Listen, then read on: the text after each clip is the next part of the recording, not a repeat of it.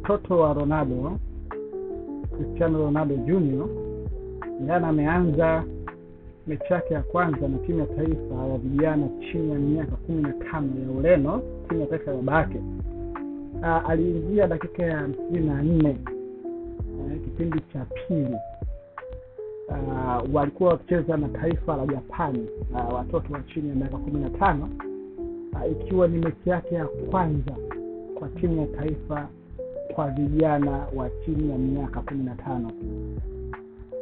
Nadhani dunia nzima inamuangalia kwa jicho la pili mtoto huyu ambaye baba yake ameweza kuonyesha ulimwengu wa soka kwamba yeye anajua mpira, anajua kufunga, anajua jenga na anajua kuchukua makombe popote pale anapoenda. Hivyo dunia nzima inamwangalia mwanae ambaye mara zote amekuwa akimuonyesha, anafanya naye mazoezi, anampa discipline ya mpira, amempeleka kwenye academy mapema kabisa kama yeye mwenyewe alivyokuwa amepelekwa na mama yake kwenye klabu ya Celtic hicho.